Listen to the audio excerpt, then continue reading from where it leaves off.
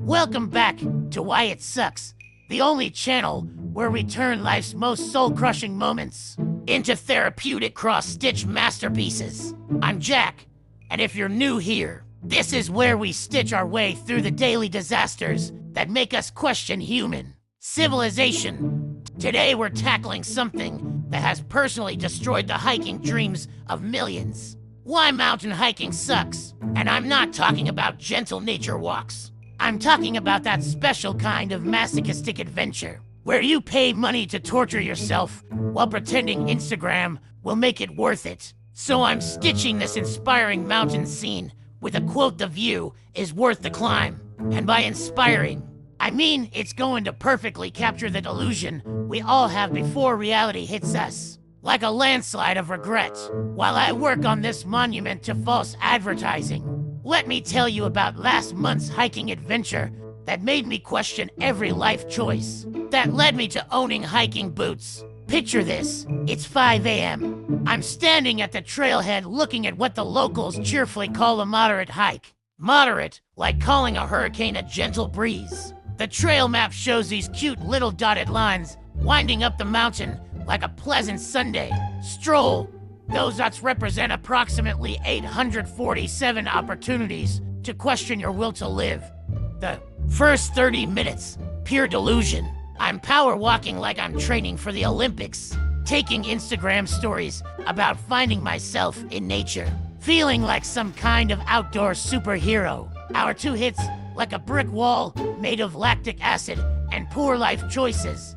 My moderate hike has transformed into what feels like scaling Mount Everest in flip-flops. Every step becomes a negotiation between my brain screaming, "Turn back now," and my pride refusing to be defeated by what appears to be a 70-year-old woman, power walking past me like she's late for bingo night. But here's where it gets really spicy. The trail that looks so peaceful on the map is actually a sadistic obstacle course designed by someone with serious anger management issues. Loose rocks that roll under your feet, like nature's marbles, tree roots strategically placed to catch your toe. And my personal favorite, false summits that mock you with promises of almost there, when you're actually only halfway up Satan's staircase. The other hikers are the real entertainment though. These cheerful masochists bouncing past you like they're powered by mountain air and delusion. Beautiful day for a hike. They chirp while sprinting past, not even breathing hard, while I'm having what can only be described as an existential crisis disguised as exercise. Then there's the weather betrayal. The forecast promised partly cloudy with light winds. What I got was nature's mood swings in real time. Blazing sun that turns you into human jerky, followed by winds that could relocate small buildings, topped off with surprise precipitation. My carefully planned outfit became completely useless. I'm either overheating like a broken radiator or shivering like a chihuahua. Sometimes both simultaneously. The descent is where things get truly biblical.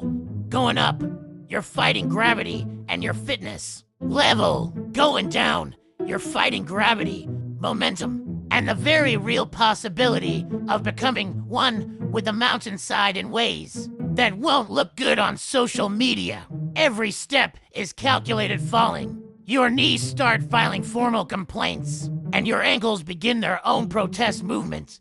But you know what keeps me going? Thinking about this cross-stitch project. While I'm stumbling down this mountain like a newborn giraffe, I'm mentally planning every peaceful stitch of this serene mountain scene. Because that's the beautiful irony. After surviving the actual mountain, I get to create the fantasy version where mountains are peaceful places, instead of nature's reminder that humans should have stayed in the trees. So I'm stitching this tranquil landscape with extra therapeutic precision, adding tiny clouds that don't dump water on you, and a path that doesn't try to kill you. And that, my fellow sufferers, is exactly why mountain hiking sucks. But at least our cross-stitch version is gorgeous and doesn't require oxygen therapy.